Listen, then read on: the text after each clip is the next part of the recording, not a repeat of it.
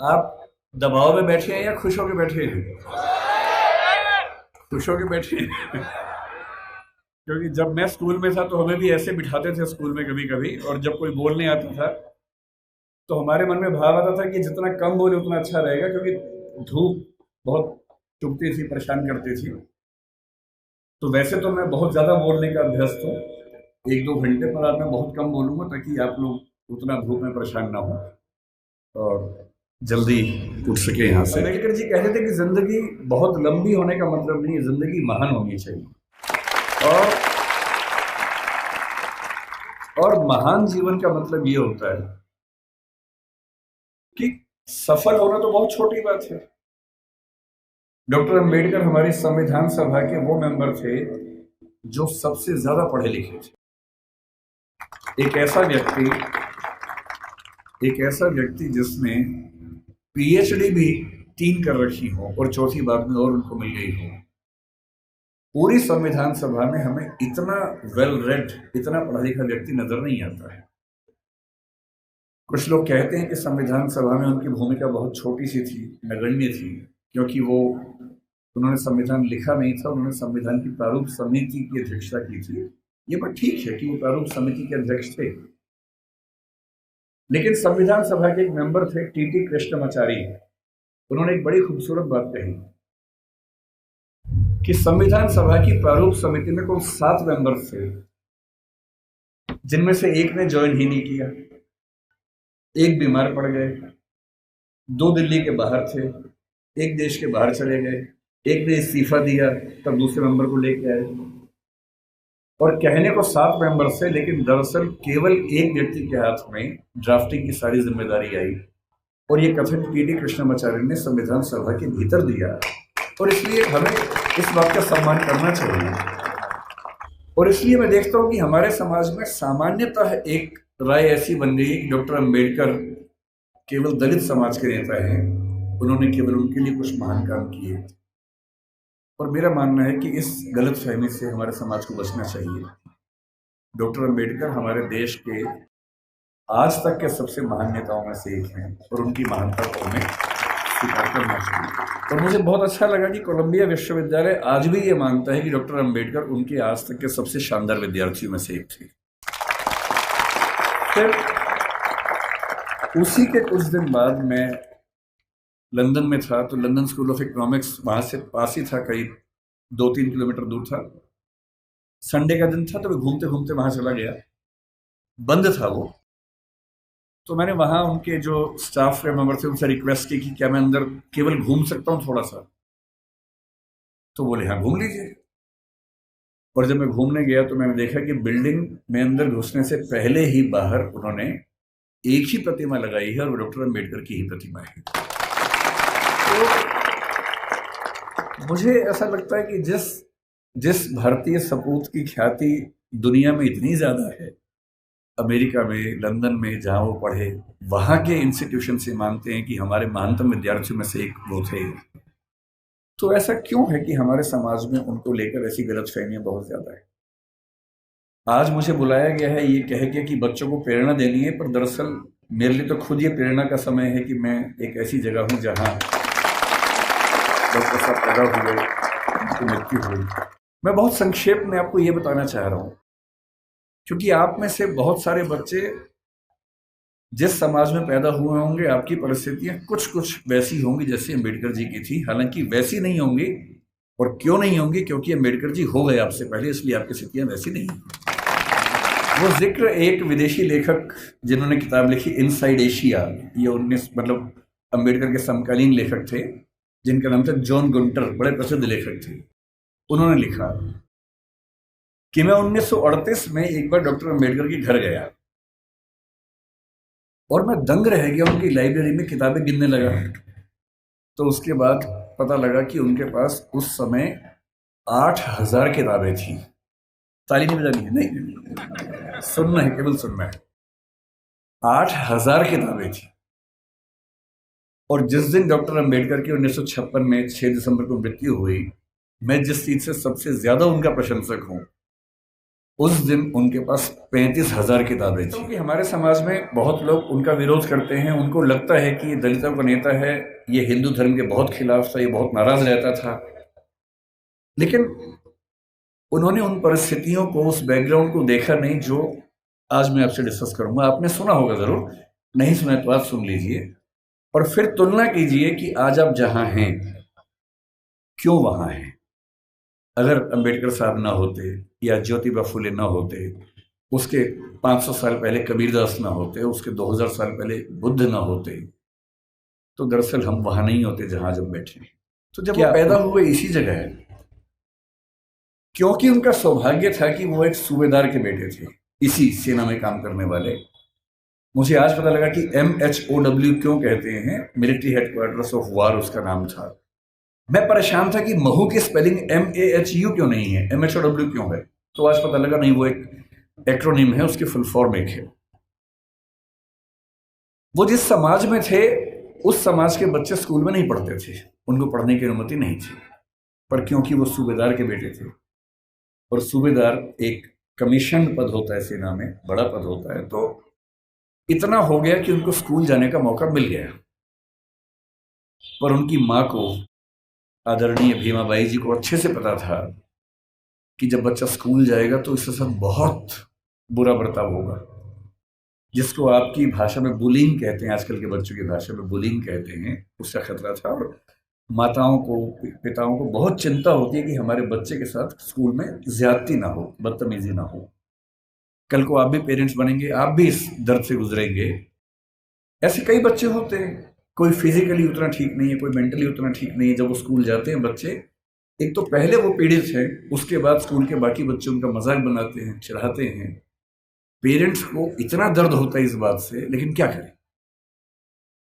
तो उनकी माता जी ने, भीमाबाई जी ने कहा कि देख बेटा, स्कूल जा रहा है, पहले ही समझा रही हूं, बहुत बुरे अनुभव होंगे, लड़ना मत, झगड़ना मत, विद्रोह करके छोड़ मत देना, क्योंकि पढ़ाई करोगे वो अकेला रास्ता है कि कुछ बड़ा कर पाओगे जीवन में, वरना कोई दूसरा रास्ता नहीं है। इस बात को उस छोटे से बच्चे ने मन में बिठा लिया। वो स्कूल गया। उस स्कूल में पहली बार कोई ऐसा बच्चा आया था जो समाज के अछूत कहे जाने वाले समुदाय का हिस्सा था। जो बाकी बच्चे थे बुरे नहीं थे, पर वो भी अपने अपने घर से सीख रहे थे, अपने समाज से सीख रहे थे। उनको ये पता था कि ऐसे बच्चों के साथ नहीं बैठना है, दूर रहना है। तो व्यवस्था हुई कि वो स्कूल में क्लास के सबसे अंत में, जहां सारे बच्चों के जूते चप्पल रखे हैं, उसके पड़ोस में एक दरी छोटी सी बिछा के बैठेंगे, और दरी भी खुद लेके आएंगे ताकि स्कूल में कोई और व्यक्ति अपवित्र ना हो। अब सोच के देखिए, इमेजिन कीजिए उस बच्चे की हालत कि एक बच्चा है, अपने घर से दरी लेके आता है, क्लास के अंत में जहां जूते चप्पल रखे उसके पास में बिछाता है, बैठता है, बाद में लेके जाता है।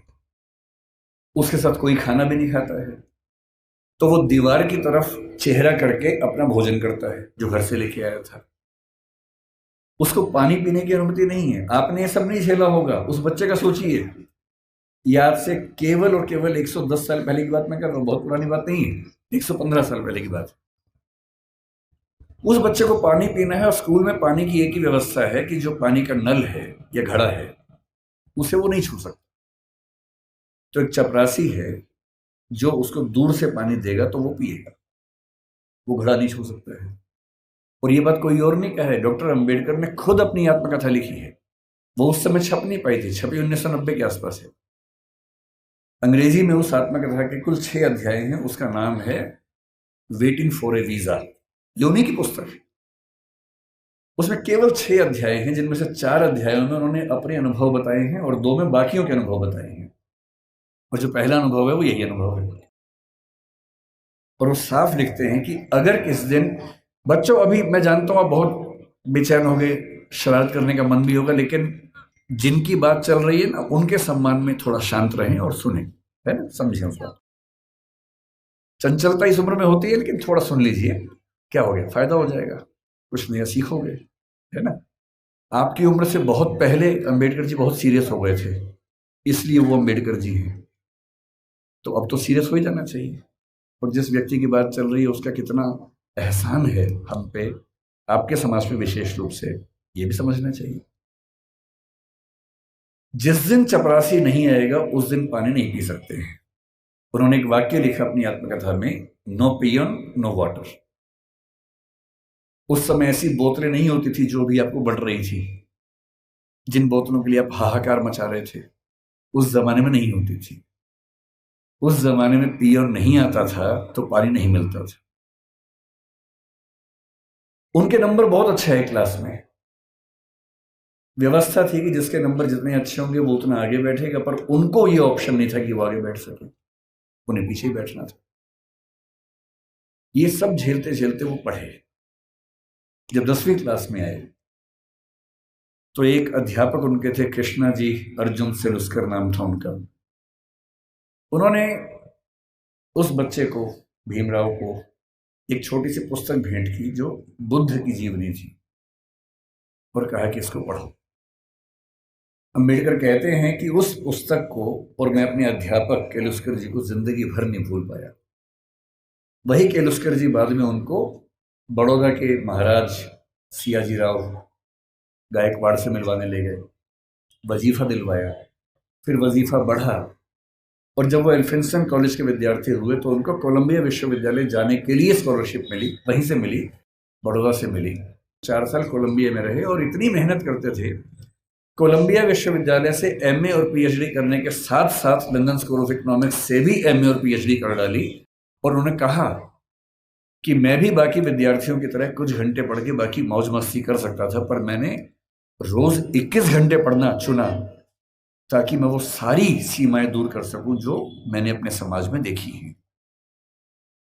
17 में वो भारत वापस आए। अब देखिए स्थिति क्या होती है। जब वो भारत आए तो 4 साल अमेरिका में रहे थे, बीच में लंदन में रहे थे, तो उनको वहां जाति व्यवस्था नहीं थी, वहां कोई अछूत नहीं था। वहां भी ब्लैक्स की दिक्कत थी, अश्वेतों की दिक्कत थी, पर क्योंकि वो अश्वेत नहीं थे इसलिए वो दिक्कत उन्होंने नहीं महसूस की। तो उन्होंने 4 साल देखा कि एक समानता का व्यवहार उनके साथ हुआ, तो वो उसके अभ्यस्त हुए। अब भारत आए, बड़ौदा महाराज के साथ जो सहमति थी वो ये कि जब वो पढ़ के आएंगे तो बड़ौदा सरकार में सिविल सेवक बनेंगे, दीवान बनेंगे। अब सोच के देखिए क्या हुआ उनके साथ। वो व्यक्ति बंबई से बड़ौदा आया, और जब बड़ौदा आया तो उसको लगा कोई तो लेने आएगा, क्योंकि वो महाराज के सिविल सर्वेंट थे। स्टेशन पर कोई लेने नहीं आया उनको, क्योंकि उनका समाज पिछड़ा हुआ था। तो कोई बात नहीं, उतरे, सोचा कि अब कहाँ रहूं। उनको अंदाजा था कि जो हिंदू समाज की धर्मशालाएं हैं, होटल से, वहां उनको अनुमति नहीं मिलेगी, क्योंकि वो अस्पृश्य माने जाते हैं। तो काफी ढूंढने के बाद उनको एक पारसी धर्मशाला मिली। ये सब बातें अंबेडकर जी ने अपनी जीवनी में लिखी है, आत्मकथा में, वहीं से बता रहा हूं आपको, उन्हीं की लेखनी है। क्योंकि पारसी धर्म में तो जाति व्यवस्था नहीं है, तो उनको लगा यहां शायद शांति मिलेगी। वो पारसी धर्मशाला में गए, वहां कमरा के लिया। एक ही कमरा था, बड़ा बहुत बुरी हालत में कमरा था, फर्नीचर से भरा हुआ गोदाम जैसा कमरा, उसी के कोने में रहने की व्यवस्था हुई। तो रहने लगे।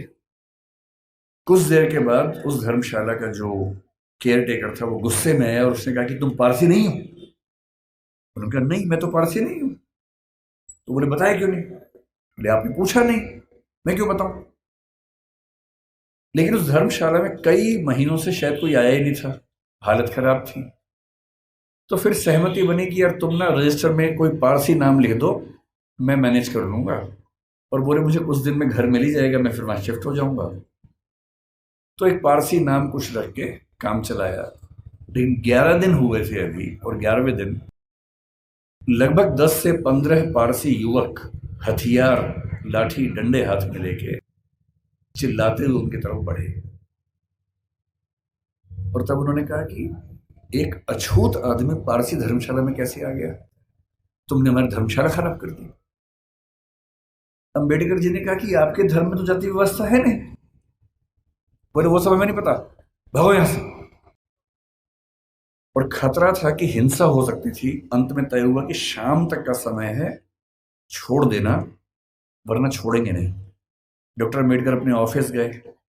ऑफिस में उनकी कुर्सी अलग बनाई गई, उनका चपरासी उनको पानी इस तरह से देता था कि जैसे किसी खराब व्यक्ति को दे रहा हो, फाइलें फेंक के देता था ताकि छू ना ले।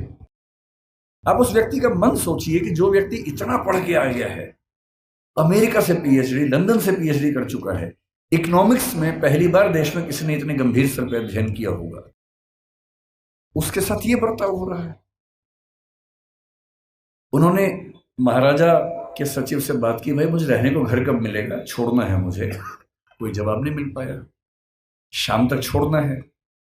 पूरे बड़ौदा में एक भी जगह नहीं है जहां वो रह सके।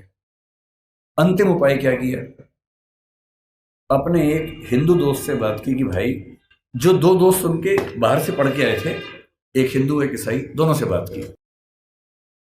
हिंदू दोस्त से कहा, ऐसा कि ऐसे ऐसे छोड़ना पड़ रहा है पारसी धर्मशाला, क्या मैं तुम्हारे घर रह सकता हूं?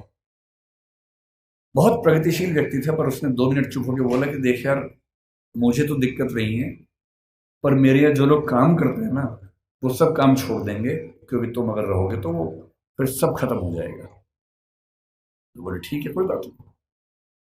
एक ईसाई दोस्त था, ईसाइयों में तो प्रथा नहीं होती है, उससे पूछा। उसने कहा यार, हूं तो मैं ईसाई, लेकिन कुछ पीढ़ी पहले हम हिंदू थे, तो हमारे परिवार में अभी तक वो संस्कार हैं, और मेरी पत्नी इस बात से भड़क जाएगी कि आपने एक अछूत को अपने घर में कैसे बुला लिया। और तब डॉक्टर अंबेडकर लिखते हैं अपनी आत्मकथा में, जो हिंदू समाज के लिए अछूत है वो पारसी के लिए भी अछूत है, वो ईसाई के लिए भी अछूत है। और यही मुंबई में सिडनेहम कॉलेज में जब वो प्रोफेसर बन के गए, वहां भी ये बर्ताव हुआ कि उनको पानी पीने की व्यवस्था अलग थी। सिडनेहम कॉलेज, जो कि बहुत प्रतिष्ठित कॉलेज है मुंबई का, एक बार घड़ा छू लिया तो घड़े को तोड़ा गया पवित्र करने के लिए, और तब उनको फिर ये लगा कि ये अलग अलग धर्म जो दावा करते हैं कि हम समानता वाले धर्म हैं, उन सबका ऐसा बर्ताव क्यों है। फिर एक घटना लिखते हैं अंबेडकर जी अपनी आत्मकथा में।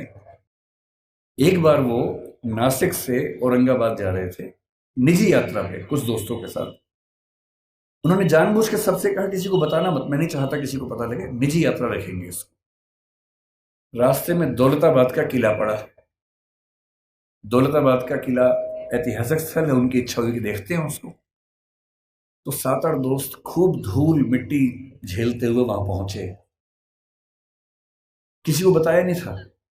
जब पहुंचे तो वहां एक पानी का हौद था जहां पर लोग हाथ मुंह धो लेते हैं। इन सब ने वहां पर हाथ मुंह धो लिया। इतने में वहां कुछ मुस्लिम युवक गुस्से में आए हथियार लेके।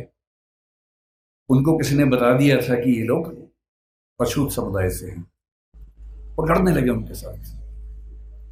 अंबेडकर जी ने उनको समझाया, डांटा, कहा भाई तुम तो मुसलमान हो और तुम्हारा धर्म तो कहते कि हम सब बराबर हैं। वो बोले वो सब बेकार की बात है, तुमने हमारा ये अपवित्र कर दिया है। और हालत ये आ गई कि अंबेडकर जी को लगा कि अब हिंसा भी हो सकती है, और ऐसा ना हो कि कुछ बड़ा नुकसान हो जाए। किसी तरह से वहां से जान बचा के, हालांकि बाद में उनको देखने की परमिशन मिली, किला देखा, वापस आए। और उस दिन उन्होंने लिखा भी डायरी में, जो हिंदू पारसी ईसाई के लिए अछूत है वो मुसलमान के लिए भी अछूत है।